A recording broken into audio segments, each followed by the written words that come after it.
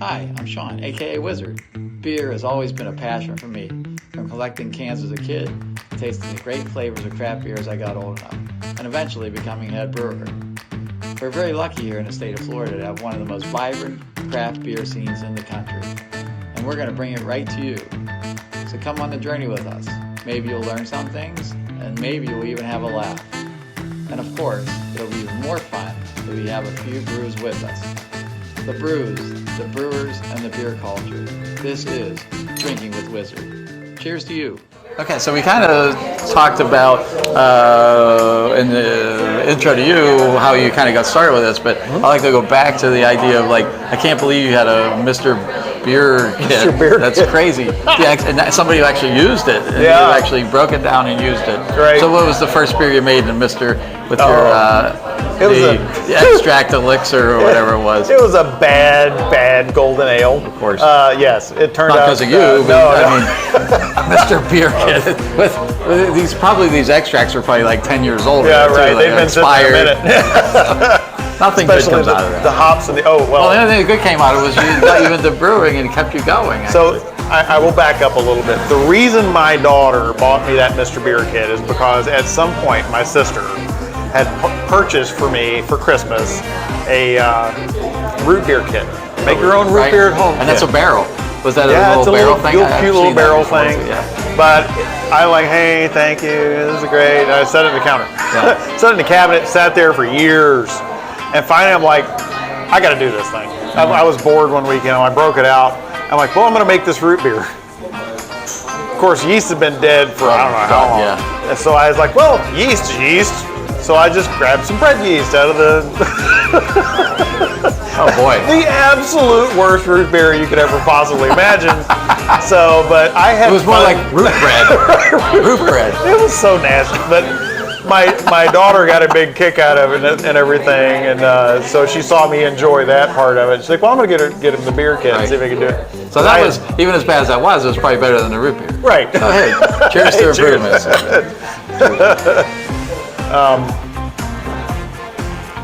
But yeah, so she got me that, and then I rapidly realized that there's a lot of techniques that go on the malting side, For sure. how you mash things, everything else that folks that get into extract brewing don't have that level of control.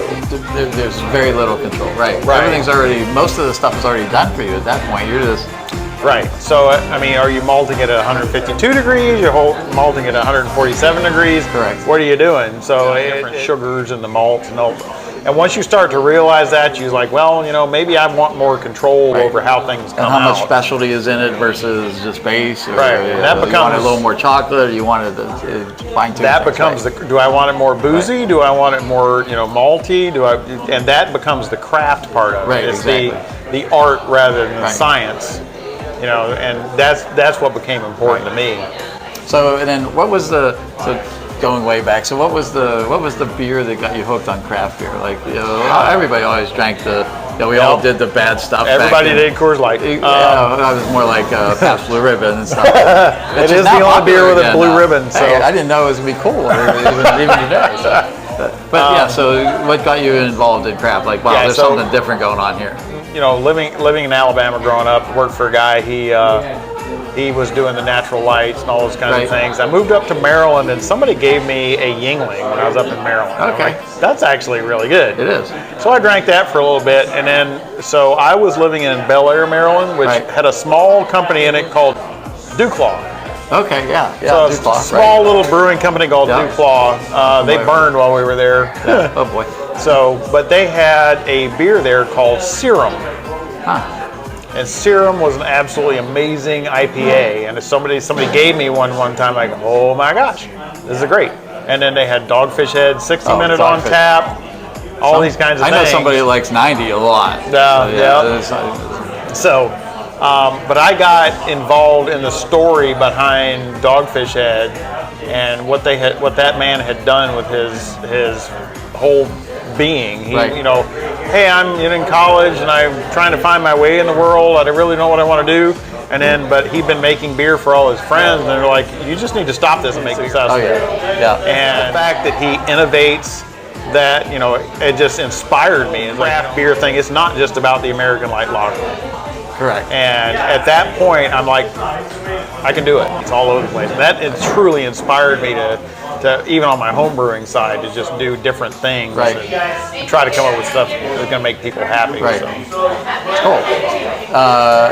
And you were talking about, so you do more of the experimental beers here, as I think what we're finding out.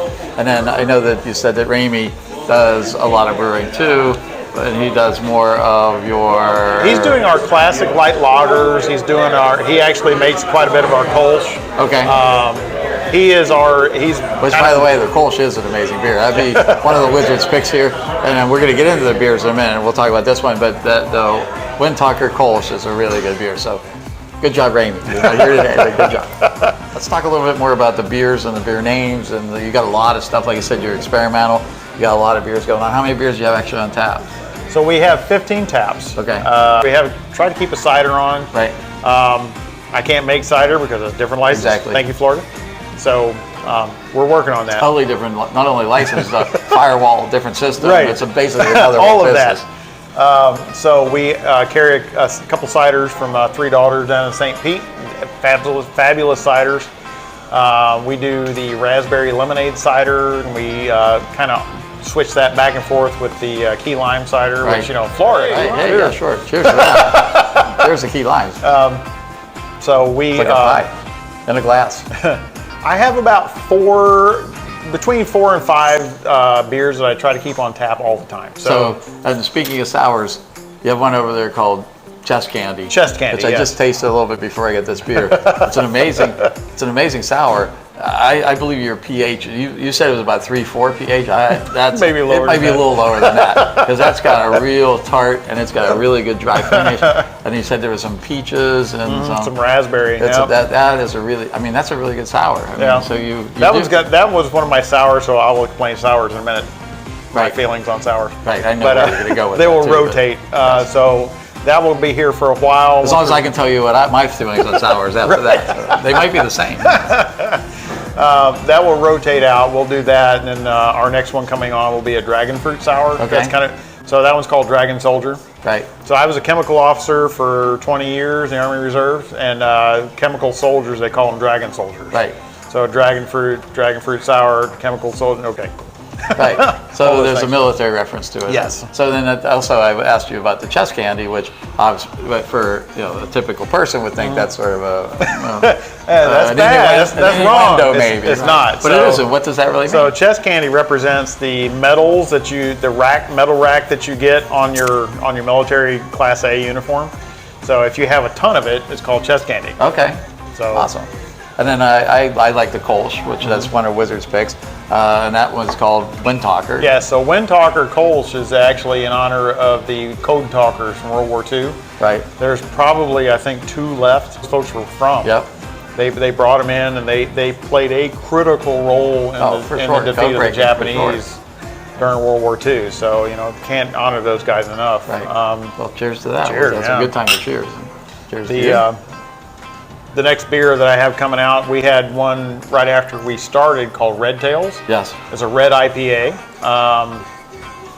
That's been off tap for a long time, and people have been yelling at me about it ever since. So that's coming back out, but that's for the Tuskegee Airmen from World War II. All those guys had red tails on their aircraft. So awesome. That's going to come back out. So what's the Giggle Shark in the military for anyone? So that was there is no Giggle Shark in the military. There's no. That one was, so if you see our tap list, if you have somebody that's in the military, that our veterans these days is 0.01% of people in the population that are in the military. So the folks that see that wall and they laugh.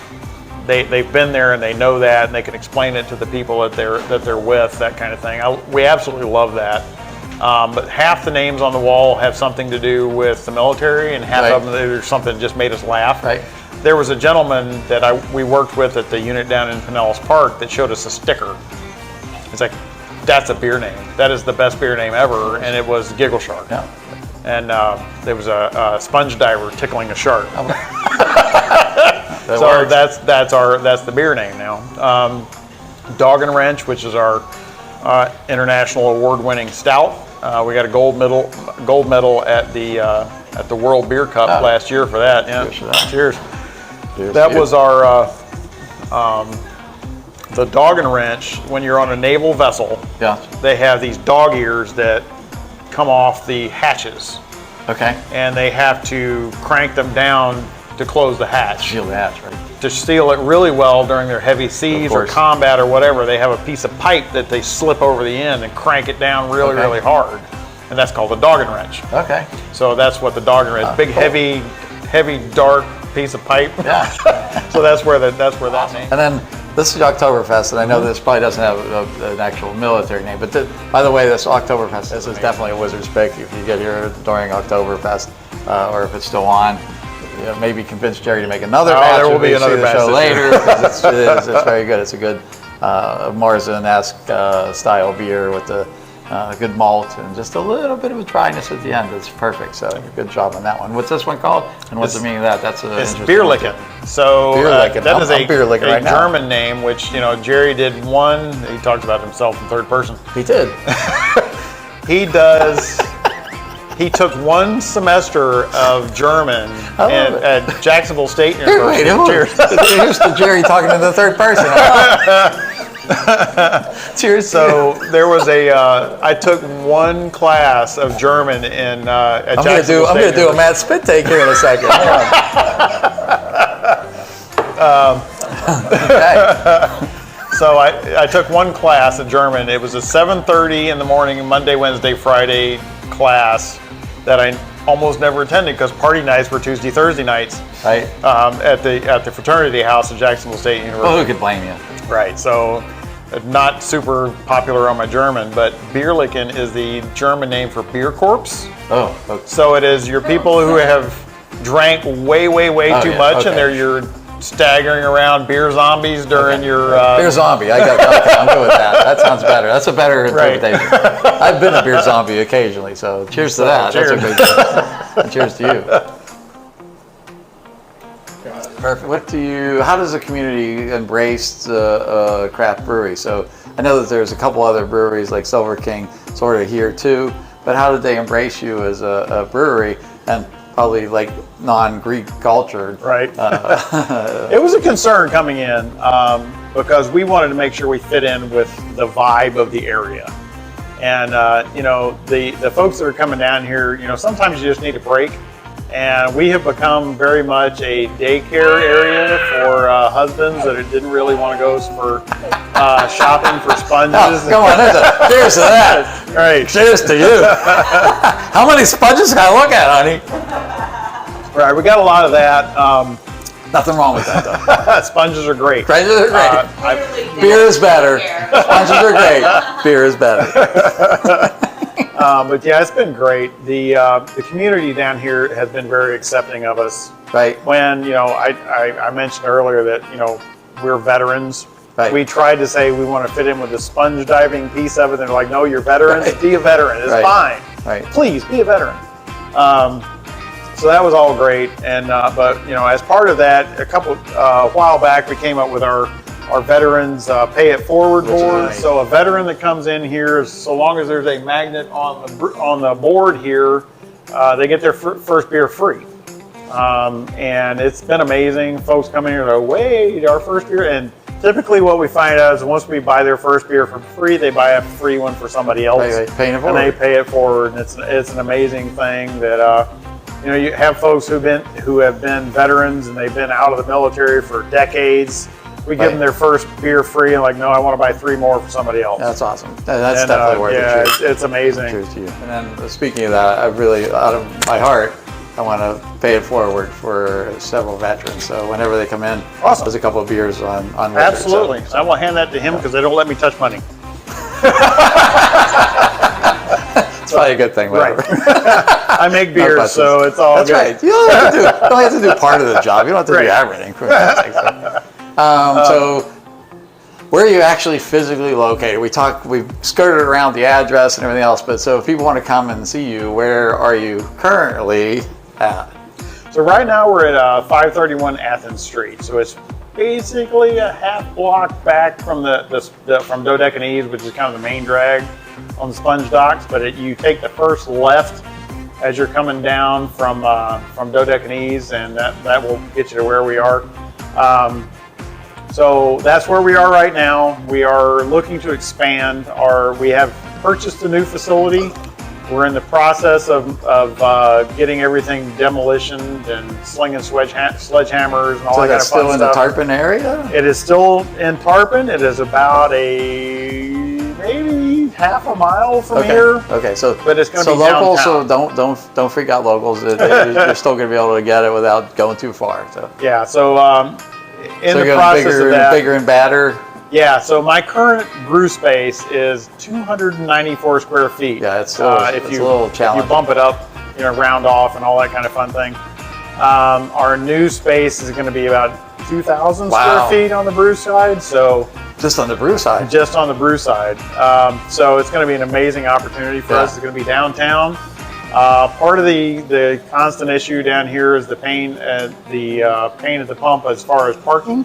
Yeah. On the Sponge Docks, and I know you guys had trouble coming in here today finding a spot.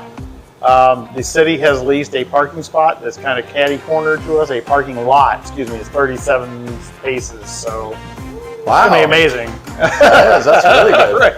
Man, it's like you hit the lottery. Yeah, absolutely. The city has been wonderfully supportive of us from day one coming into this. So Mayor Vaticiotis, I talked to you personally when we came in here, and they did a ribbon cutting for us when we came and blessed us during the Greek Epiphany. So it's been a great opportunity for us, and the community's been super supportive of us.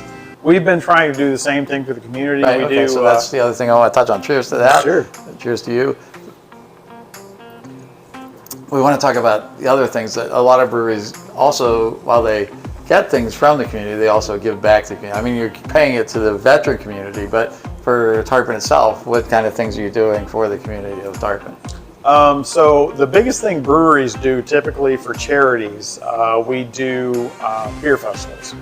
And the way a beer festival works in the state of Florida, I don't know if you knew this, the way a beer festival works is I either have to sell my beer through a distributor or donate. And 9 times out of 10, it's a donate festival.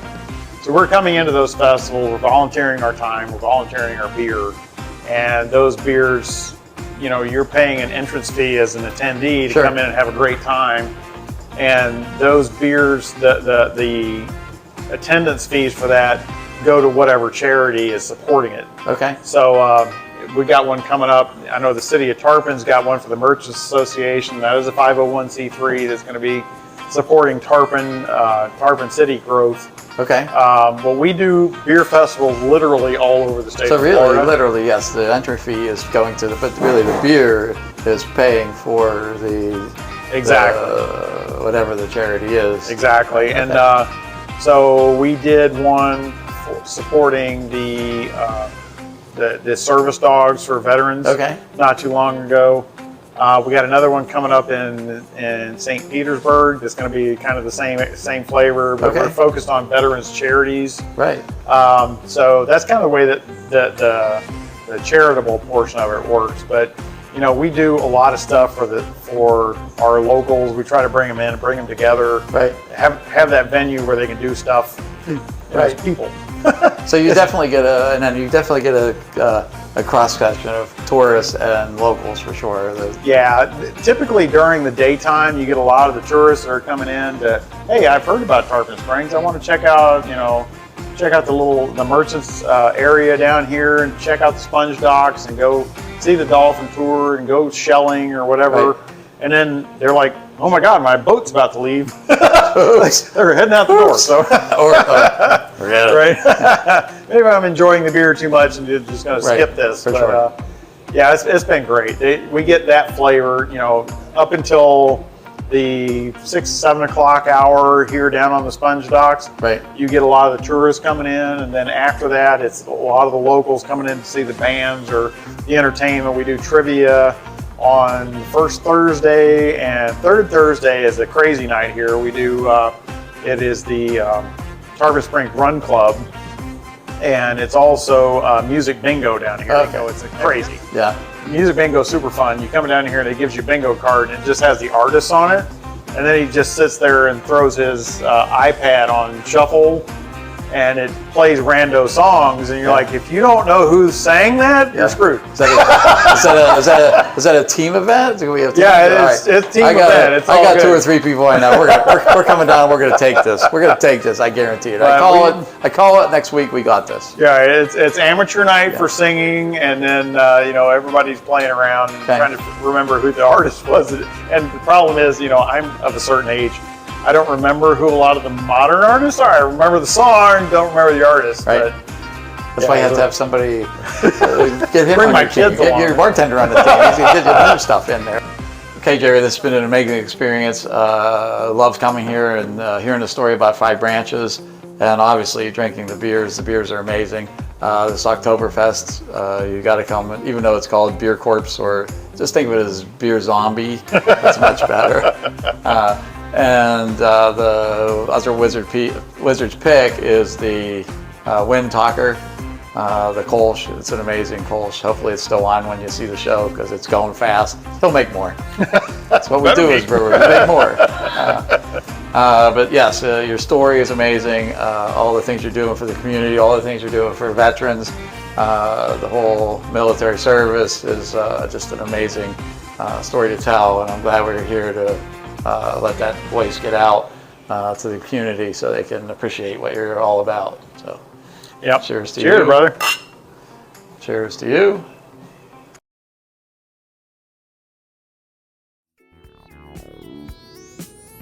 Hey, thanks for watching.